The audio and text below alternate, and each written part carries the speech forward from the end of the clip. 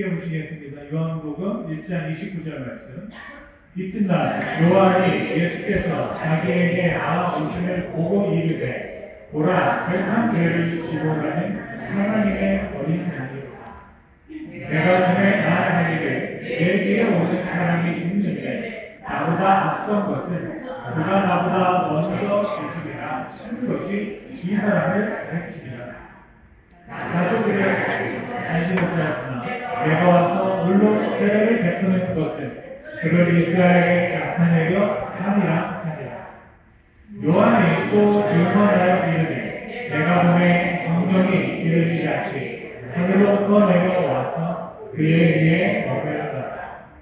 나도 그를 알지 못하였으나 나를 보내어 물로 세례를 베풀라 하시니 그가 나에게 말씀하시되 성령이 내려서 누구 위에든지 머무는 것을 보거든 그가 곧 성령으로 세례를 베푸는 이인 줄 알라 하셨기에 내가 보고 그가 하나님의 아들이심을 증언하노라 하니라. 네, 자리에 앉으시겠습니다. 만남은 계속됩니다 라는 제목으로 함께 말씀을 나누겠습니다. 하나님은 약속하시고 자신의 약속을 성실하게 이루시는 줄 믿습니다. 여러분이 성경을 읽으십니다. 또 성경을 읽어야 한다고 배웠고 성경을 가까이 하려고 노력하고 있습니다. 그 이유는 바로 그 안에 하나님이 나를 향해 하신 약속들이 담겨져 있기 때문입니다. 그 약속들을 하나하나 살펴보면 하나님이 이런 분이시구나라는 것을 알 수 있습니다. 우리가 그럼에도 불구하고 어려움을 당하는 것은 왜 그럴까? 많은 이유가 있겠으나 그 중에 하나는 하나님을 잘 알지 못하기 때문이 아닌가 생각합니다. 호세아 선지자는 이런 말을 했습니다. 같이 한번 읽어보겠습니다. 두 번째 슬라이드인데요. 이스라엘 자손들아, 다음에 시작. 이스라엘 자손들아 여호와의 말씀을 들으라. 여호와께서 이 땅 주민과 논쟁하시나니 이 땅에는 진실도 없고 미래도 없고 하나님을 아는 지식도 없고 그래서 어려웠다는 것입니다. 여러분과 저의 삶 속에 정말 하나님을 아는 지식으로 날마다 채워져 가실 수 있기를 간절히 소원합니다. 그래서 오늘 말씀을 보면서도 만회하지 마시고 하나님, 이런 하나님이구나 라고 하나님을 아는 지식에 하나를 더하고 가실 수 있기를 간절히 소원합니다. 제가 골로새서 말씀을 참 좋아하는데요. 사도 바울도 말년에 성도들에게 이렇게 권면했습니다. 1장 10절 말씀 같이 읽겠습니다. 주께 합당하게 행하여 범사에 도우시게 하고 모든 선한 일에 열매를 맺게 하시며 하나님을 아는 것에 잘하게 하시고 축복하는 것입니다. 제가 이 골로새서를 너무 좋아해서 골로새서를 외워보려고 했는데 1장 1절 2절 외우다가 머리가 왜 이렇게 안 좋은지 모르겠어요. 하나님의 뜻으로 말미암아 부름받은 사도 바울과 형제된 야고보는 1절만 기억하고 그 다음부터는 이게 머리가 안 좋더라고요. 언제 아직 기억이 있을 때 한번 더 외워보자라는 생각을 해봅니다. 혹시 여러분들 중에 저는 바람풍해도 여러분은 바람풍하시길 바라면서 성경을 한번 통째로 외워볼까 하는 그런 소망을 가시는 분이 있으면 좋겠습니다. 그래서 한 절도 외워보고 한 장을 외워보고 요한복음 10장을 제가 외웠다가 또 다 까먹었어요. 요한복음 10장이나 여러분이 우리가 10편, 23편은 잘 암송하시잖아요. 근데 다른 말씀 같은 것을 한번 내가 책을 한번 외워볼까? 한번 그런 도전을 한번 여러분들에게 드립니다. 그래서 저는 못하지만 여러분이라도 한번 하나님께 은혜 주시면 하실 수 있지 않나 생각을 합니다. 사도 베드로가 말년에 성도들에게 했던 권면의 말씀이 있습니다. 3장 18절 말씀인데요. 비슷한 말씀입니다. 같이 한번 읽겠습니다. 오직 우리 주 곧 우주 예수 그리스도의 은혜와 그들하는 지식에서 자라나라. 영광이 이제와 영원한 날까지 그에게 있을지어다. 여기서는 좀 달라졌죠. 하나님을 아는 지식에서 누구를 알라고요? 예수 그리스도의 은혜와 예수 그리스도를 아는 지식에서 자라라. 왜 그럴까요? 우리가 예수님을 알면 이제 예수님을 우리에게 보여주셨기 때문에 예수님을 알면 예수님을 알고 통해서 하나님을 알 수 있기 때문인 줄 믿습니다. 세례 요한은 하나님을 알았고 하나님이 자신에게 어떤 사명, 어떤 일을 부탁하셨는지를 분명히 알고 있었습니다. 여러분, 세례 요한이 왜 세례를 주었는지 아세요? 만나야 될 사람이 있었습니다. 하나님께서 약속하신 거예요. 너가 세례를 베풀다 보면 내가 너에게 약속했던 그 사람, 예수가 너에게 세례받으러 올 것이다 라고 한 것입니다. 우리 33절 하반절 말씀을 같이 한번 읽어보겠습니다. 그이가 나에게 말씀하시되 성령이 내려서 누구에게든지 머무를 것을 보거든 그가 곧 성령으로 세례를 베푸는 이인 줄 알라 하셨기에 어떻게 하셨다고요? 요단강에 나가서 세례를 베푸셨다라는 겁니다. 여러분, 오늘 교회에 올 때 혹시 그런 마음을 갖고 오셨습니까? 오늘 교회에 오면 내가 그분을 만날 수 있을까? 내가 혹시 꿔주었던 돈을 받을 수 있을까? 그런 게 아니고 정말 내가 바라고 만나고 싶었던 그 하나님 예수님을 내가 만날 수 있을까? 여러분 혹시 그런 소망을 가지고 이 자리에 오셨습니까? 그렇다면 그 소원이 이루어지는 날이 바로 오늘이 되기를 간절히 소원합니다. 세례 요한은 날마다 강으로 나갑니다. 오늘 그분이 오시나? 그런데 오라는 분은 안 오고 이상한 사람들이 온 거예요. 지난주에 말씀을 알았던 것처럼 와가지고 딴식 오는 사람들이 와서 너 무슨 권한으로 세례를 주고 있는 거야? 당장 그만둬. 만약에 계속하면 그 행동에 대해서 지금 안 뜨는데 할 거야 라고 말했던 거죠. 그런데도 불구하고 세례 요한은 어떻게 했습니까? 멈추지 않았습니다. 계속 강으로 나갔고 사람들이 올 때마다 세례를 베풀었습니다. 분명히 예루살렘에서 왔던 사람이 남아있던 사람도 있고 떠난 사람도 있었을 거예요. 세례 요한이 어떻게 하나 보려고요. 그런데 그 사람들에게 세례 요한이 충격적인 말을 했습니다. 지금 나에게 세례를 베풀도록 권한을 부여하신 분이 이렇게 보니 벌써 와 계시네? 라고 말한 거예요. 그런데 놀라운 사실이었어요. 더 놀라운 사실은 그 말을 들은 사람들이 뭔 말 하는지를 못 알아듣습니다. 그리고 나는 할 일 다 했어. 나는 너에게 경고했어. 하지 말라고 했어. 그러니까 이제 그만하길 바래? 라고 하고 자리를 떠나버린 것입니다. 왜 그랬을까요? 관심이 없었기 때문이지. 관심이 있고 기다리는 사람들에게는 보이지만 내가 구하지 않고 바라지 않고 기대하지 않고 기도하지 않는 사람들은 내 앞에 와 있음에도 불구하고 알 수 없다는 것입니다. 여러분, 우리가 예배할 때 저의 한 가지 소원은 여러분이 저를 하나님으로 여겨서 나를 본 것을 하나님을 본 것이다 라고 생각하면 좋겠으나 불가능하잖아요. 그래서 정말 하나님이 성령님이 오셔서 여러분들이 이 자리에서 다른 것 만나는 것이 아니라 정말 하나님을 만나고 돌아갈 수 있는 그런 예배, 그런 모임, 그런 시간으로 이 시간이 하나님 앞에 드려지기를 소원합니다.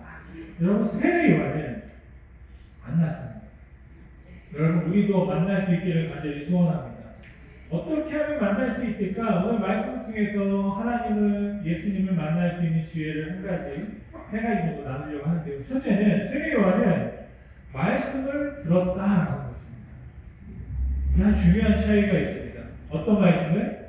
하나님의 말씀을 들었습니다. 저와 여러분 하나님의 말씀을 듣고 있습니다. 세례 요한이 들었던 하나님의 말씀 33절 말씀인데요. 같이 한번 또 읽겠습니다. 나도 그를 알지 못하였으나 나를 보며 물로 세례를 베풀라 하신 그이가 나에게 말씀하시되 성령이 내려서 누구에게든지 먹을 것을 보거든 그가 곧 성령으로 세례를 베푸는 일인 줄 알라 하셨기에. 해석을 하자면 좀 어려운 말씀도 있지만 제가 여기 강조하고 싶은 것은 그이가 나에게 말씀하시되, 하나님이 세례 요한에게 말씀하시되, 세례 요한이 어떻게 했다고요? 그 말을 들었다. 여러분, 오늘 지금 이 시간에도 하나님의 말씀이 여러분들에게 들려주기를 원합니다. 그이가 하나님이 나에게 말씀하시는 거죠. 송 목사가 여러분들에게 말씀하시는 것이 아니라 하나님이 저 말씀을 통해서 여러분들에게 말씀하시길 소원합니다. 만약에 그렇게 여러분 들으신다면 그 말씀을 통해서 우리에게 믿음이 자라는 줄 믿습니다. 로마서 10장 17절 말씀 잘하는 말씀인데요. 그러므로 믿음은 들음에서 나며 들음은 그리스도의 말씀으로 말미암느니라. 네. 여러분 믿음은 들음에서 납니다. 정말로예요. 여러분 듣다 보면 정말 믿어요. 지금 대한민국이 많이 혼란스럽습니다. 아마 여기도 거의 한 반반 나누어져 있을 거예요. 네. 나는 이쪽을 치면 나는 이렇다. 근데 마음은 똑같아요. 다 나라를 위하는 마음은 똑같은데 차이가 있어요. 어떤 차이요? 무엇을 듣느냐. 내가 매일 무엇을 듣느냐 해서 그 듣는 것을 내 마음에 맞는 것을 듣다 보면 나는 이쪽에 기울어지고 또 이쪽을 좋아하는 사람 이쪽을 듣다 보면 난 이쪽으로 기울어져요. 그리고 그 들은 것들이 어떻게 돼요? 믿음이 되는 거예요. 그게 맞는 거예요. 여러분 기왕이면 하나님의 말씀을 들으셔서 하나님의 말씀을 믿고 살아가실 수 있기를 간절히 소원합니다. 그래야만 만날 수 있다는 것이죠. 그리고 사도 이 세례 요한이 들었던 것이 있습니다. 말씀을 들었는데 그 말씀이 정말 어떻게 들렸냐면 하나님의 음성으로 들려온 것을 볼 수 있습니다. 그것을 어떻게 알아차렸냐면 하나님이 말씀하셨기 때문입니다. 요한복음에는 기록되어 있지 않지만 마태복음에는 세례 요한과 예수님이 만났던 장면은 좀 다른 이야기들이 기록되어 있습니다. 구체적으로 한번 같이 한번 읽어보겠는데요. 16절 말씀입니다. 예수께서 세례를 받으시고 곧 지옥에서 올라오실 때 하늘이 열리고 하나님의 성령이 비둘기같이 내려 자기 위에 임하는 것을 보시더니 이게 바로 뭡니까? 세례 요한에게 하나님께 약속하셨던 거죠. 너가 저걸 볼 거야. 그리고 나서 그 다음에 17절 말씀 보면 하늘로부터 소리가 있어 말씀하시되 이는 내 사랑하는 아들이요 내 기뻐하는 자라 하시니라. 네. 하늘의 음성을 세례 요한이 들었습니다. 우리 참 저도 좋아하는 찬양이 있습니다. 주의 음성을 내가 들으니 사랑한단 말일세 믿는 마음으로 주께 가오니 나를 영접하소서. 주여 넓으신 은혜 베푸사 나를 받아주시고 나의 꿈을 끝 주의 뜻까지 되게 하여 주소서. 맞아볼까요? 3절 주의 보좌로 나갈 때 어찌하리 기쁠까. 주의 얼굴을 항상 내오니 더욱 친근함이라. 우리 구주의 넓은 사랑을 증명할 자 없으며 주가 주시는 참된 기쁨도 헤아릴 수 없구나. 아멘. 보시고 싶죠? 여러분 주님의 음성, 그 음성을 기쁨으로 들을 때 그 음성을 따라가면 예수님 만날 수 있을 줄 믿습니다. 저에게 언젠가 이 땅에서 마지막 호흡이 오고 내 영혼이 길을 알 수 없는 곳에 있을 때 제 귀가 딱 조금 열려가지고 하나님의 음성을 잘 듣고 따라갈 수 있기를 간절히 소원합니다.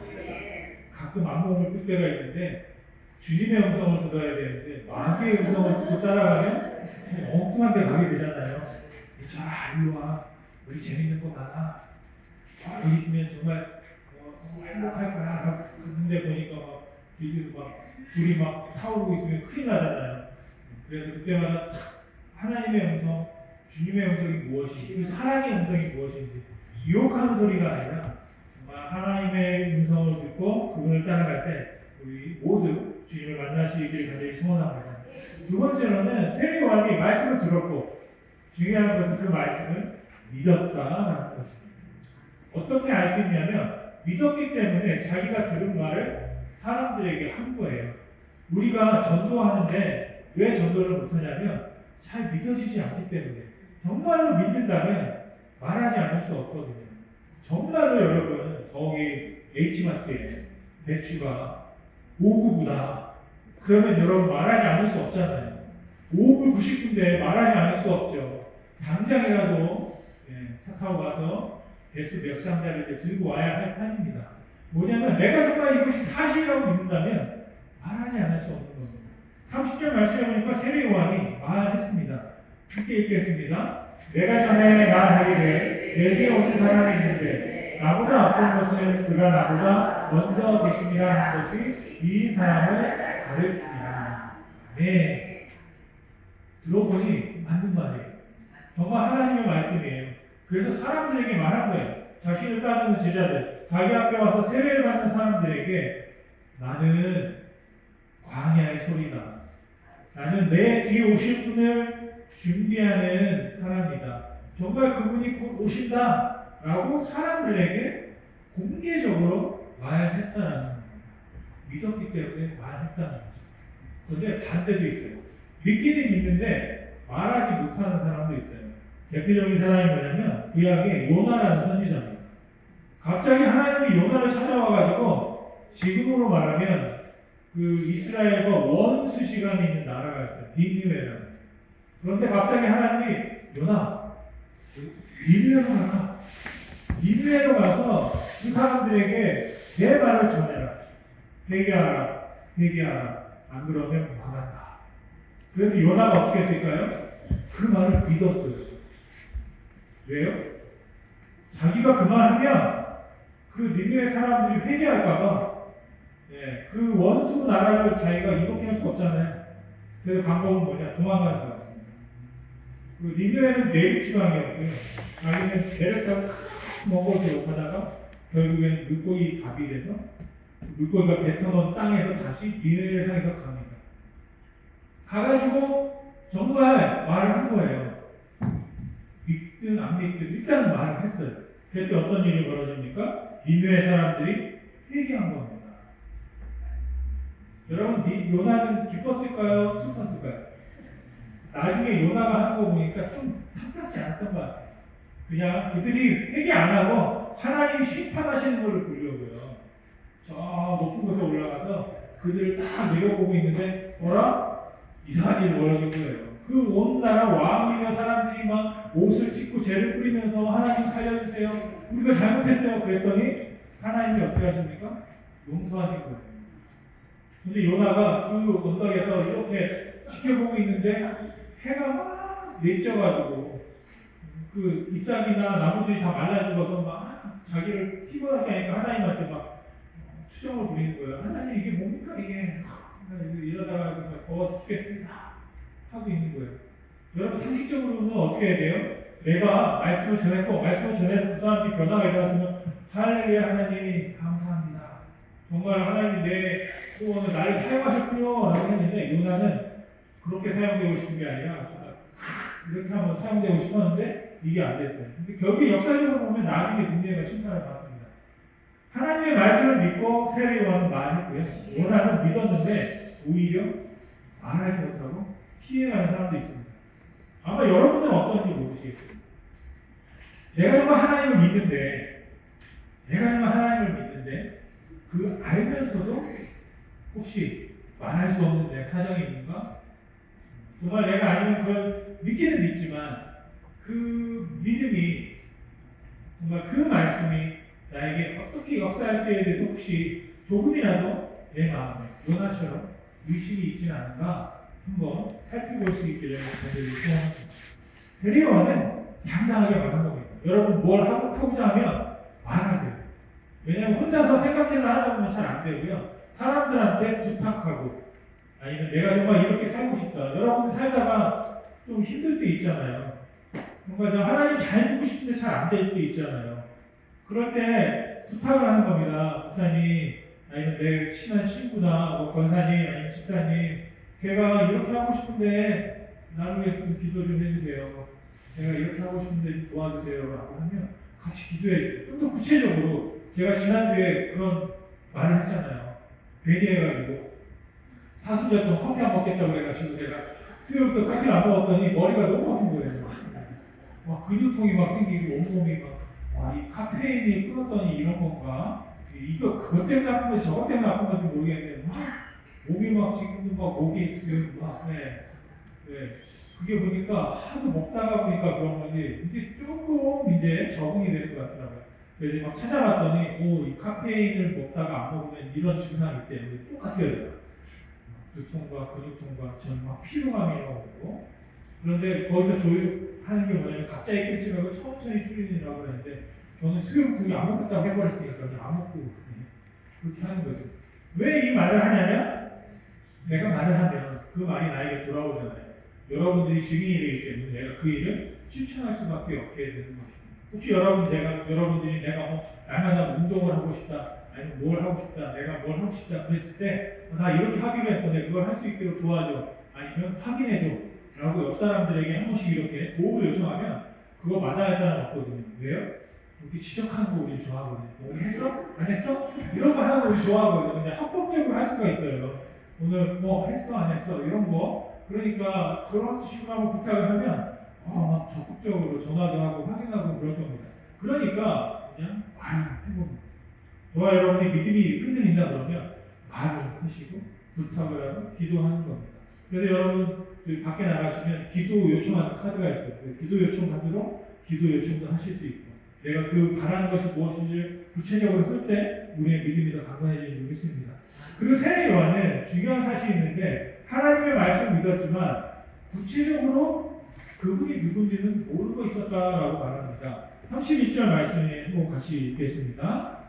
나도 그를 알지 못하였으나 내가 와서 본론 세례를 베푸는 것은 그 이스라엘에 나타내려 함이라. 네, 나도 그를 알지 못하였으나. 그런데 저는 이 말씀이 굉장히 저에게 큰 도전이 되는 말씀입니다. 예수님, 이 세례 요한이 예수님을 모를 수가 없거든요. 왜냐하면 그 가족끼리도 굉장히 관계가 있고요.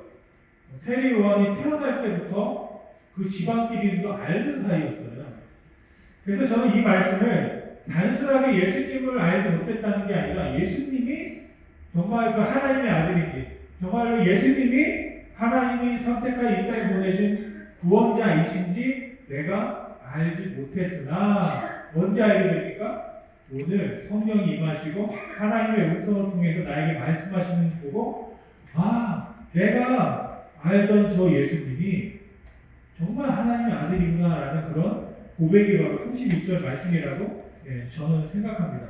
왜냐하면 누가복음 1장 36절에 보면 이 세례 요한의 어머니가 엘리사벳이고요. 나이가 많았는데 임신을 하게 됩니다. 근데 그 엘리사벳이 임신한 소식을 누가 알게 되냐면 예수님의 어머니 마리아가 알게 돼요. 가브리엘이 와가지고 마리아에게 너는 성령으로 잉태했다 그랬더니 마리아가 어떻게 그런 일이 일어나요? 그랬더니 너가 잘 알고 있는 친족 엘리사벳이 있잖아. 그게 바로 1장 36절 말씀이에요. 같이 한번 읽어보겠습니다. 보라, 내 친족 엘리사벳도 늙어서 아들을 배웠느니라. 본래 임신하지 못한다고 알려지니까 이미 6달이 되었나니. 세례 요한이 엄마 뱃속에서 6개월이 되었다는 거예요. 그 소식을 누가 알았다고요? 친족이었던 마리아가 예수님의 어머니가 방금 잉태하게 된 마리아가 알게 되었다는 거죠. 그런데 마리아도요, 천사의 말을 듣고 그냥 아멘한 게 아니고 확인하러 가요. 정말 엘리사벳이 임신했는지. 그래가지고 39절 또 다음에 한번 보시면 이때 마리아가 일어나 빨리 산골로 가서 유대 한 동네에 이르러. 저희가 어디냐면 엘리사벳이 살고 있는 산골 마을 유대 한 동네에 갔다는 거죠. 40절입니다. 사가랴의 집에 들어가 엘리사벳에게 이사하니. 사가랴가 누구냐? 세례 요한의 아버지입니다. 엘리사벳이 어머니예요. 그런데 임신 못한다고 알았는데 벌써 6개월이 임신됐구나. 지도를 한번 보시면 그들이 살고 있는 곳이 저 가운데 빨갛게 되어 있는데요. 바알 브라심이라고 해서 르반 골짜기라고 되어 있습니다. 르반 골짜기에서 오른쪽으로 좀만 가면 예루살렘이고 그 밑에가 베들레헴이 되겠죠. 잘 보면 저 르반 골짜기에서 쭉 오른쪽으로 가면 요단강이 나오죠. 거기 여리고가 있고 바로 그 강 건너가 우리가 말했던 베단이라는 또 곳입니다. 성경에 두 곳에 베단이 있다고 그랬는데 바로 어떻게 보면 세례요한은 저기서 태어나서 예루살렘을 지나 여리고로 가서 또 요단강 가장 가까운 곳이 바로 그 베단이라는 걸 알 수 있습니다. 그리고 나서 보면 결국에 만나게 됩니다. 나중에 41절 말씀에 또 한번 볼게요. 엘리사벳과 마리아가 만났는데 놀라운 일이 벌어집니다. 같이 읽겠습니다. 엘리사벳이 마리아가 무난함을 듣네 아이가 복중에서 크게 노는지라 엘리사벳이 성령의 충만함을 받아 42절 큰 소리로 불러 이르되 여자 중에 내가 복이 있으며 내 태중의 아이도 복이 있구나. 중요한 사실이 있습니다. 41절 한번 보시면 여기 아이가 있죠. 이 아이는 누구의 뱃속에 있어요? 엘리사벳의 뱃속에 있어요. 근데 그 아이가 마리아를 만나고 갑자기 뛰어논다는 거예요. 세례 요한이 뛰어논다는 거예요. 42절 말씀에 내 태중의 아이도 복이 있다. 이 아이는 누굽니까? 마리아의 뱃속에 있던 아이예요. 놀라운 사실이 있습니다. 여기 세례 요한과 예수님이 만난 적이 있는 거예요. 언제요? 이렇게 뱃속에서 만났어요. 뱃속에서 만났던 사이예요. 그분이. 그런데 그 다음에 문제가 생기죠. 예수님이 태어났잖아요. 그런데 헤롯이 베들레헴에서 막 2살 이하에 있는 아이들 다 죽여버리고 그러니까 이집트로 피신을 가요. 피신 갔다가 언제인지 모르지만 이제 다시 예수님이 나사렛으로 돌아오게 되는 것이죠. 아까 지도를 다시 한번 보면 예수님은 아까 지도는 아니고 저 갈릴리 나사렛이라는 곳은 저 위쪽에 있죠. 그리고 예루살렘 베들레헴 저 밑에가 세례 요한이 살던 지역입니다. 꽤 거리가 있어요. 그리고 나사렛에서 예수님께서 살다가 성인이 되어서는 명절이 되면 6월절 예루살렘에 가거든요. 근데 문제가 있습니다. 세례 요한은 성인이 되어서 어디로 갔냐면 저 오른쪽 요르단 광야로 가게 돼요. 나시린이었기 때문에 광야에서 하나님과 독대하고 있었고 사람과 떨어져 혼자 지냈거든요. 그렇다면 그는 예루살렘에 명절을 지키러 오지 않았다는 거예요. 예수님께서 1년에 한 3번씩 예루살렘을 갔으면 소년이든 청년이든 만날 수 있었던 기회가 있었을 텐데 그 세례 요한은 성인이 되었을 때 오히려 출가해서 세상을 떠나서 나간 거죠. 그러면 한 13살 때부터요. 여러분과 제가 잘 아는 것처럼 잘 보시면 세례 요한은 태어나서요. 30년 동안은 누구를 만나려고요? 예수님을 만나려고요. 자기 엄마 뱃속에서 서로 만났던 이 예수님을 다시 만나는데 30년이 걸렸어요. 왜요? 예수님과 세례 요한이 6개월 차이밖에 안 나거든요. 그러니까 성인이 되어서는 광야에 가서 13살부터 그랬으면 한 20여 년 동안은 광야에서 예수님만 기다리고 있던 분이 세례 요한입니다. 그가 어떤 분인지 예전에 만났던 사이인데 정말 그 사람이 하나님이 택하셨던 그분인지 알지 못하였으나 여전히 그 말씀을 믿고 기다리고 있었다라는 사실입니다. 여러분 우리가 믿을 때 잘 모르기 때문에 믿는 거거든요. 다 알게 되면 믿을 필요가 없어요. 그냥 이해하면 됩니다. 그렇구나. 근데 우리가 잘 모르기 때문에 믿게 되는 겁니다. 우리 하나님을 믿는다는 것은 자꾸 믿으면서 조금씩 알아가는 거예요. 다 알 수가 없어요. 그래서 우리의 믿음은 계속해서 커질 수 있습니다. 계속해서 성장할 수 있습니다. 지루하지 않은 것이고요. 계속해서 우리의 믿음이 하나님을 닮아갈 수 있는 줄 믿습니다. 여러분 세례 요한은 말씀을 들었고 말씀을 믿었고 알지 못했지만 여전히 기다렸다는 것입니다. 마지막 세 번째로 세례 요한은 드디어 그 말씀을 보았습니다. 그런데 그 말씀이 어떻게 나타나느냐? 어린 양으로 세례 요한 앞에 나타났습니다. 29절 말씀 같이 한번 읽겠습니다. 이튿날 요한이 예수께서 자기에게 나오심을 보고 이르되 보라 세상대를 지켜가는 하나님의 어린 양이다. 아멘. 어린 양은 생후 1년이 되지 않은 양들을 말합니다. 어린 양은 어떤 제물로 쓰이냐면 희생제사의 제물로 쓰입니다. 어떻게 보면 가장 많이 쓰이는 제물이 되겠습니다. 성경에 보면 아벨이 처음 어린 양으로 제사를 드렸고, 또 이스라엘 백성들이 애굽에서 탈출할 때 어린 양을 드렸습니다.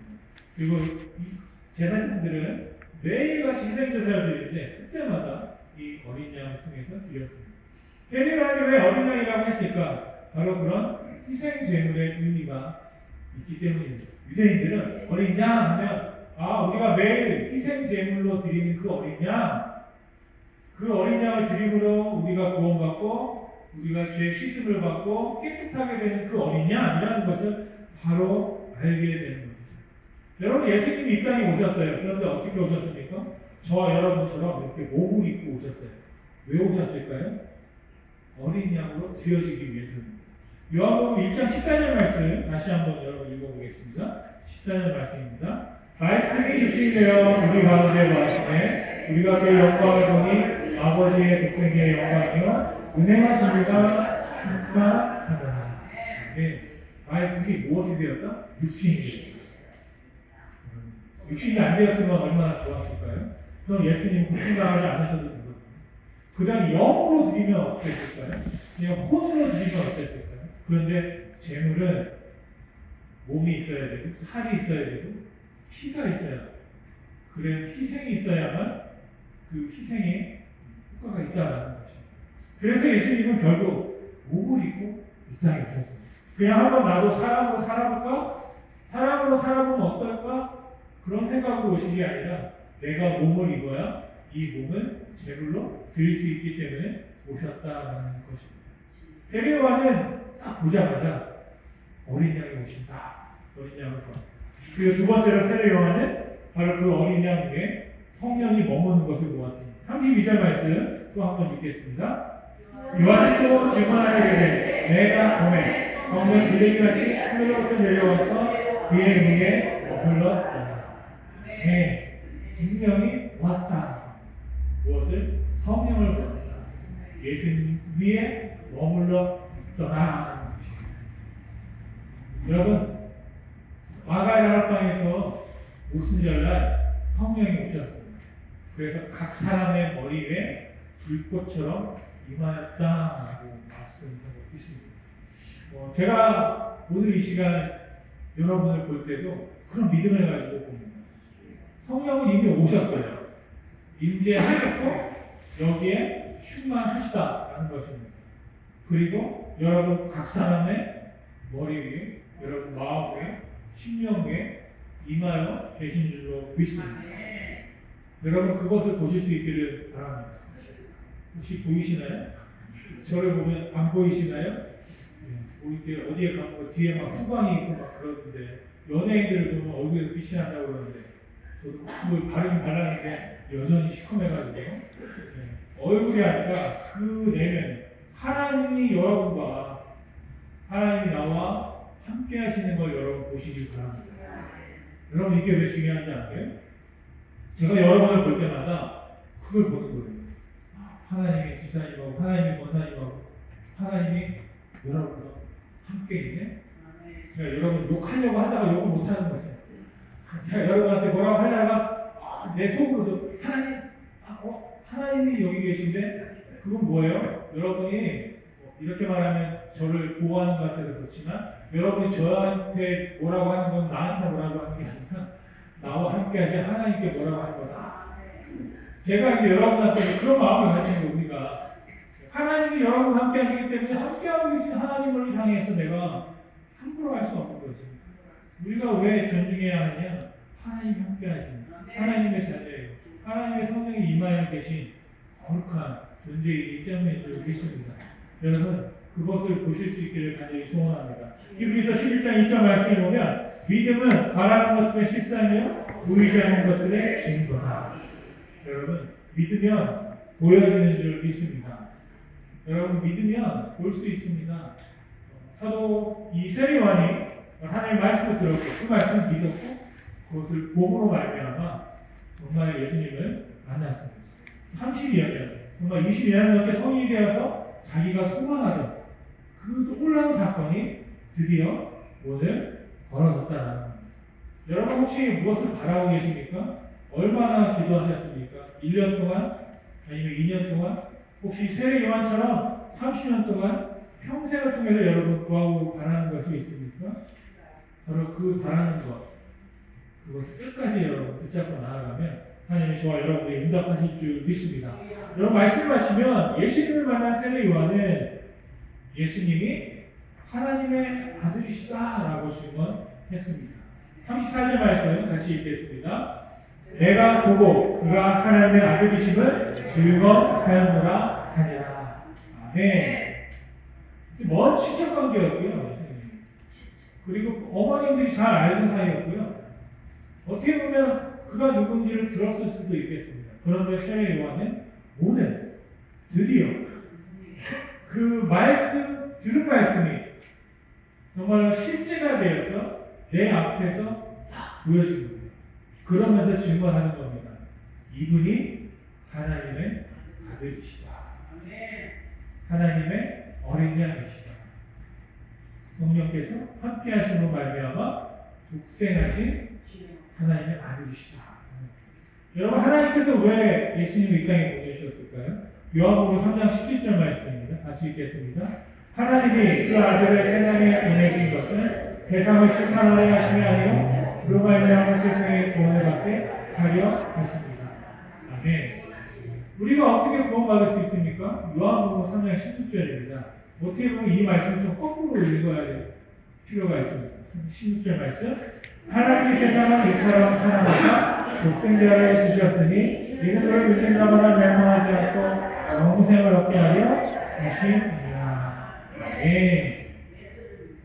예수님 믿으면 구원받는다. 너무나 단순한 진리의 말씀이 있습니다. 내가 그 말씀이 어떤 의미인지 잘 알지 못할 수도 있습니다. 하지만 여러분 그 말씀을 믿고 여러분 하나님 앞에 나아가시기 원합니다. 그러면 우리 앞에 그 예수님이 보여지고 그 말씀이 실제가 되어서 경험되어진 놀라운 역사가 있게 될 줄 믿습니다. 여러분 세례 요한이 말씀을 들었으면 어떻게 했을까요? 저는 그 말씀을 가지고 기도했다고 했습니다. 아까도 말씀하신 것처럼 오늘이니까 하나님 그분을 만나야 됩니다. 하나님 혹시라도 내가 못 알아차리면 어떡합니까? 라는 그 두려움까지 가지면서 그 일을 했습니다. 만약에 세례 요한이 그 기도하지 않고 잊어버리고 딴 생각하고 있었으면 그리고 아까 바로 어제 예루살렘에서 왔던 사람들이 자신이 협박했잖아요. 이 타이밍이 기가 막힙니다. 왜요? 예수님 오시기 바로 할인 전날 만나기 하루 전날 그 사람들이 온 거예요. 와가지고 당신 그만하세요. 그러다가 큰일 납니다. 우리가 다 보고 있어요. 그런데 세례 요한은 다음날이 되자 다시 그냥 나온 거예요. 혹시 오늘 오시면 어떡하지? 그런 마음을 가지고 오지 않았을까 싶습니다. 만약에 그것이 기도하지 않는 사람이었고 바라지 않는 사람이었으면 어쩌다 보니 그런 일이 일어났겠다 하지만 기도하는 사람에게는 하나님의 은혜이고 하나님의 응답인 줄 믿습니다. 제가 2024년 9월 18일을 또 잊을 수 없는 날이 되었는데요. 지난주에 영상을 하나 만들어서 여러분들에게 보여준 적이 있습니다. 혹시 그게 보여질까요? 잠깐인데 영상으로 못 보신 분들도 있을 것 같아가지고요. 같이 한번 플레이 한번 해보시고 소리가 나시면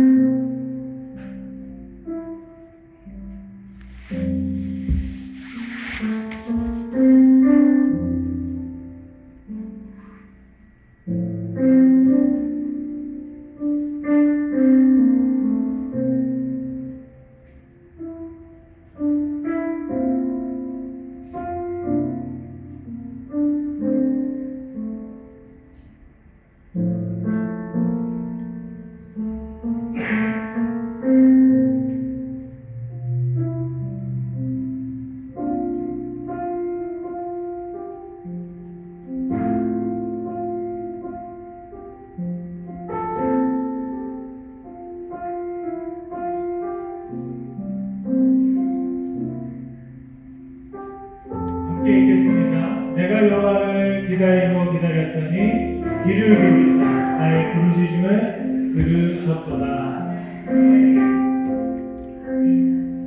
나를 기가 막힐 웅덩이와 수렁에서 끌어올리시고 내 발을 반석 위에 두사 내 걸음을 건곡해 주셨도다.